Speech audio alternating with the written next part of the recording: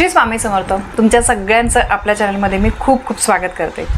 वटपौर्णिमा हा दिवस आपल्या सवाष्ण स्त्रियांसाठी खूप महत्त्वाचा आहे. त्यामुळे महिलांनो, या दिवशी अजिबात काही चुका आपल्या हातून होऊ नका देऊ. काही नियमांचं तुम्ही नक्की पालन करा आणि काही गोष्टी कटाक्षाने टाळा. तर वटपौर्णिमेला आपल्याला काय करायचं, कुठल्या सोप्या सोप्या गोष्टी आवर्जून करायच्या, कुठल्या गोष्टी टाळायच्या आहे, काय करायचं नाही, कुठले नियम पाळायचे, ही माहिती तुम्हाला आजच्या व्हिडिओमध्ये मी देणार आहे. बघा, आपल्या हिंदू धर्मामध्ये प्रत्येक सण मोठ्या उत्साहाने साजरा केला जातो. वटपौर्णिमा हा सुद्धा सण त्यातलाच एक आहे. वटपौर्णिमेचं व्रत केल्यामुळे सुखी वैवाहिक जीवन आपल्याला मिळत असतं. यासोबतच वटपौर्णिमा हा सण साजरी केल्यामुळे, त्या दिवशी वडाची पूजा केल्यामुळे त्या स्त्रीच्या पतीला दीर्घायुष्यासाठी दीर्घायुष्य जे आहे तर ते मिळत असतं आणि आपण दीर्घायुष्यासाठी प्रार्थना करत असतो. या दिवशी विवाहित महिला उपवास करतात. त्यांच्या पतीच्या दीर्घायुष्यासाठी वडाच्या झाडाची पूजा करून काही नियम जे आहेत ते पाळत असतात, उपवास वगैरे करत असतात.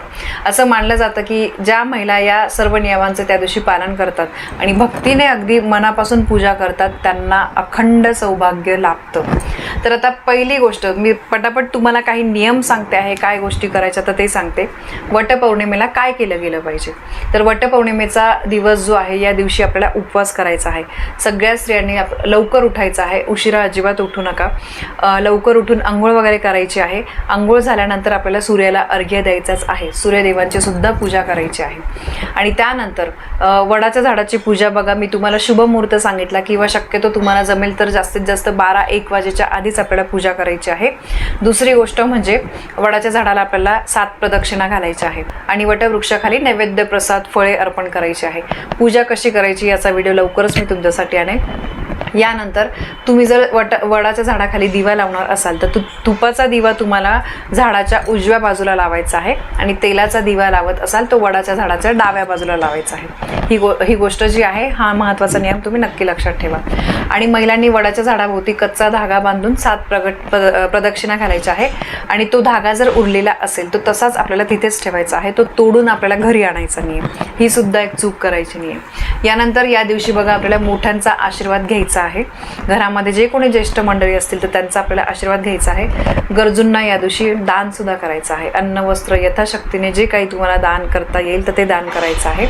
मनोभावे, मनामध्ये कुठलेही राग द्वेष न ठेवता या दिवशी आपल्याला पूजा करायची आहे. यानंतर दुसरी गोष्ट म्हणजे उपवासासाठी पण काही नियम आहे. बघा, तुमच्या शरीराला झेपत नसेल तर तुम्ही ॲटलिस्ट पूजा होईपर्यंत तरी उपवास करा. फळं वगैरे खाऊन तुम्ही उपवास करू शकता, दूध वगैरे पिऊन.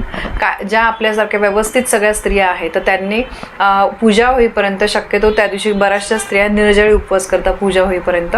तर तुमच्या शरीराला झेपत असेल त्याप्रमाणे तुम्हाला करायचं आहे. गर्भवती स्त्रियांनी या दिवशी उपवास करायचा नाही आहे. आणि व्रत पण तुम्ही बघा, मनापासून मनामध्ये त्या दिवशी तुम्ही नामजप वगैरे, मंत्रस्तोत्र हे ऐका.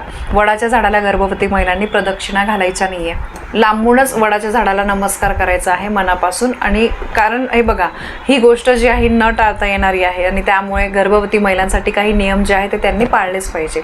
यानंतर मी जसं सांगितलं की या दिवशी, वटपौर्णिमेच्या दिवशी तुम्हाला हिरवा, लाल, पिवळा, केशरी, गुलाबी या अशा शुभ रंग नेसून तुम्हाला वडाच्या झाडाची पूजा करायची आहे. काळ्या, पांढऱ्या आणि डार्क निळ्या रंगाची साडी नेसून आपल्याला पूजा करायची नाही आहे. बांगड्या घालण्याच्या बाबतीत आणि टिकली लावण्याच्या बाबतीत पण हेच नियम आहे की काळ्या, पांढऱ्या आणि डार्क निळ्या रंगाचा आपल्याला टिकली लावायची नाही आहे. यानंतर दुसरी गोष्ट म्हणजे वटपौर्णिमेच्या दिवशी कुठल्या चुका टाळायच्या आहे, काय करायचं नाही. जर तुम्ही वटपौर्णिमेचा उपवास करत असाल तर या दिवशी आपल्याला उपवासाच्या बाबतीत उपवास तुटणार नाही याची शक्यतो काळजी घ्यायची आहे. आणि समजा चुकून उपवास तुटला, मोडला गेला तर आपल्याला देवासमोर नाक घासून माफी मागायची आहे. कारण कधी कधी होऊन जातं, पण शक्यतो तुम्ही लक्षात घ्या, या दिवशी थोडंसं काळजी घेऊन उपवास करा. व्रत तुटणार नाही याची काळजी घ्या. आणि व्रत करताना मनामध्ये नकारात्मक विचार, कोणाबद्दल काही द्वेष भावना हे मनामध्ये आणू नका. हे वेदावे, कोणाबद्दल काहीतरी वाईट विचार मनामध्ये आणून पूजा केली तर त्याला काही अर्थ नाही आहे. या दिवशी कोणाशी सुद्धा भांडण करू नका. तामसिक पदार्थांचं सेवन करू नका. आणि सगळ्यात महत्त्वाचं म्हणजे वडाचं झाडाची जी फांदी आहे ती तोडून आणून त्याची पूजा करू नका. हे चुकीचं आहे. वडाचं झाड तुमच्या आजूबाजूला नसेल तर तुम्ही बघा, जसं नागपंचमीचं चित्र आपण काढून त्याची पूजा करतो किंवा रांगोळी काढून, तर तसं तुम्ही पूजा करा. पण वडाच्या झाडाच्या फांदीची पूजा करायची नाही आहे, हे नक्की लक्षात ठेवा. दुसरी गोष्ट म्हणजे तुम्ही बघा, या दिवशी मोठ्यांचा अपमान होईल असं काही करू नका, कोणाची फसवणूक करायची नाही आहे, खोटं बोलायचं नाही आहे, कोणाचा अपमान होईल असं आपल्याला करायचं नाही आहे. नकारात्मक विचार या दिवशी खरंच करू नका, कारण याचा आपल्या मनावर सुद्धा, पूजेवर सुद्धा तितकाच वाईट परिणाम होत असतो. याशिवाय बघा, वटपौर्णिमा हा सण आपण नवऱ्यासाठी करत असतो, नवऱ्याला दीर्घायुष्य लाभावं म्हणून करत असतो. तर कृपया करून या दिवशी घरामध्ये वादावाद कटकटी होणार नाही याची काळजी घ्यायची.